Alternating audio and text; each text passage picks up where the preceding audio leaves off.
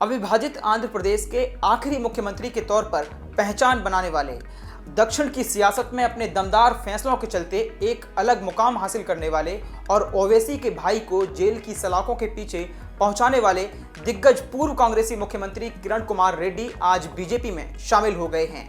भाजपा के बड़े नेताओं की मौजूदगी में उन्होंने शुक्रवार दोपहर को भगवा साफा पहनकर मुस्कुराते हुए चेहरे के साथ जब हाथ हिलाया तो कांग्रेस को जाहिर तौर पर बड़ा झटका महसूस हुआ होगा। और हो भी क्यों ना, उनका बीजेपी में शामिल होना एक बड़े वोट बैंक का बीजेपी में शिफ्ट होना माना जा रहा है। लेकिन किरण कुमार रेड्डी का राजनीतिक सफर महज कांग्रेस से भाजपा तक आने तक सीमित नहीं है। इसकी कहानी बड़ी दिलचस्प है। कैसे एक छोटा सा बच्चा अपने पिता को राजनेताओं से मिलते हुए देखकर बड़ा होता है। उसने ख्वाब देखा कि मुझे भी ऐसे ही बड़े नेताओं के साथ बैठकर पिताजी की तरह मुलाकात करनी है। कैसे अपने सपने को पूरा करने के लिए पिता के बाद सक्रिय राजनीति का हिस्सा बनता है और फिर कैसे अपने पिता की ही सीट से लगातार 3 बार 1989, 1999 और 2004 में विधायक बनकर अपने मजबूत इरादों और पिता के सही उत्तराधिकारी के रूप में अपने आप को स्थापित करता है। आज कहानी दक्षिण भारत के उस नेता की जिसके ऊपर विरासत में सियासत मिलने, लापरवाही करने और आंध्र प्रदेश की सरकार को कभी ठीक से ना चला पाने के आरोप लगे। नमस्कार, स्वागत है आपका हमारे सियासी कहानियों की सीरीज सियासी पाठशाला में, जहां हम आपको सुनाते हैं राजनेताओं और राजनीतिक गलियारों से लेकर राजनीतिक इतिहास से जुड़ी कहानियां। इस सीरीज में हम आपको आज सुनाने वाले हैं किरण कुमार रेड्डी की कहानी, जो कि हाल ही में बीजेपी में शामिल हुए हैं। 13 सितंबर 1959 का समय था जब तेलंगाना और आंध्र प्रदेश दोनों अलग राज्य नहीं थे। उस समय हैदराबाद में बड़े सियासी व्यक्तित्व के तौर पर पहचाने जाने वाले अमरनाथ रेड्डी के घर पर एक बालक पैदा हुआ। बालक का नाम रखा गया नल्लारी किरण कुमार रेड्डी। रेड्डी ने जब से होश संभाला तभी से अपने पिता के आसपास सियासी जमावड़ा देखा। रोज लोग आते, आंध्र प्रदेश की चर्चाएं होती।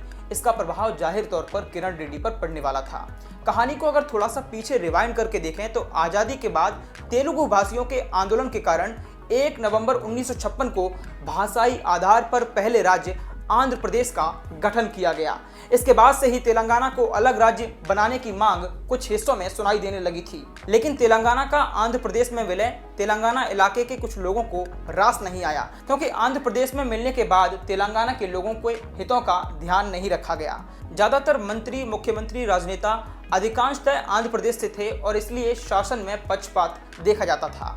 तेलंगाना के लोगों का इस बारे में कहना था कि शिक्षा और रोजगार में भी तेलंगाना के लोगों के साथ भेदभाव हुआ है। हैदराबाद आंध्र प्रदेश की राजधानी हुआ करती थी और सिर्फ इसीलिए इस शहर का ही विकास हुआ था। इसके अलावा तेलंगाना प्रांत के किसी अन्य शहर का कोई खास विकास नहीं हुआ था।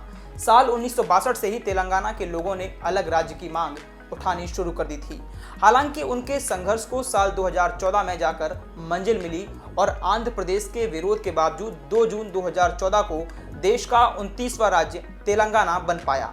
इस नए राज्य की कमान तेलंगाना राष्ट्र समिति पार्टी के चंद्रशेखर राव ने संभाली, जिन्हें केसीआर के नाम से भी राजनीतिक गलियारों में जाना जाता है। अब ये कहानी मैंने आपको इसलिए सुनाई जिससे कि आप जान सकें, जब किरण कुमार रेड्डी सियासत में पूरी तरह एक्टिव हो रहे थे और उनके हाथ में आंध्र प्रदेश की कमान आई, तब आखिर चल क्या रहा था। दरअसल किरण कुमार रेड्डी ने 11 नवंबर 2010 को राज्य के मुख्यमंत्री के तौर पर पदभार संभाला था, जब तेलंगाना अलग राज्य का आंदोलन अपने चरम पर था।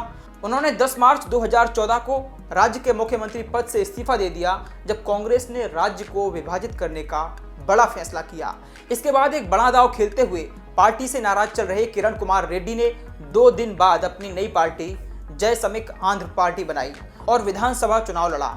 हालांकि चुनाव में उनकी पार्टी के दयनीय प्रदर्शन के बाद वह 2018 तक राजनीति से पीछे हट गए, लेकिन बाद में फिर से वो कांग्रेस में शामिल हो गए।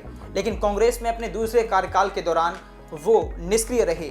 अब आइए समझते हैं कि ओवैसी के भाई अकबरुद्दीन ओवैसी को जेल की सलाखों के पीछे भेजने में उनका क्या योगदान था। दरअसल ये साल 2014 की बात है, जब किरण कुमार रेड्डी के सीएम कार्यकाल में आंध्र प्रदेश में AIMIM भी अपनी पकड़ बना चुकी थी। तब विधानसभा में AIMIM के 7 विधायक, 2 विधान पार्षद और हैदराबाद ग्रेटर म्यूनिसिपल कॉर्पोरेशन में 43 प्रतिनिधि हुआ करते थे।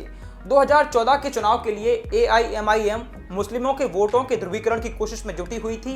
इस कोशिश में असदुद्दीन ओवैसी के भाई अकबरुद्दीन ओवैसी ने नफरती बयान दे डाला। आपको वो बयान तो याद ही होगा जिसमें अकबरुद्दीन ओवैसी ने कहा था, अगर पुलिस को 15 मिनट के लिए दूर रखा जाए तो 25 करोड़ मुसलमान 100 करोड़ हिंदुओं के ऊपर भारी पड़ेंगे। ये भड़काऊ बयान 22 दिसंबर 2012 को आदिलाबाद जिले के निर्मल में दिया गया था। इसके बाद अकबरुद्दीन ने कहा था किरण कुमार रेड्डी मुसलमानों के दुश्मन हैं। बस इसी हेट स्पीच को लेकर अकबरुद्दीन को जेल की हवा खानी पड़ी थी। किरण कुमार रेड्डी तब खूब चर्चाओं में आए थे, लेकिन 2018 के बाद से किरण कुमार रेड्डी राजनीतिक रूप से इतने सक्रिय नहीं रहे। आज जब वो कांग्रेस छोड़कर बीजेपी में शामिल हुए हैं तो हमने सोचा आपको उनका सियासी किस्सा सुनाया जाए, और सुनाया जाए वो किस्सा जब उन्होंने अकबरुद्दीन ओवैसी को जेल की सलाखों के पीछे पहुंचाया था। ऐसे ही तमाम और वीडियोस के लिए आप न्यूज़ रूम पोस्ट को सब्सक्राइब कीजिए और देखते रहिए न्यूज़ रूम पोस्ट।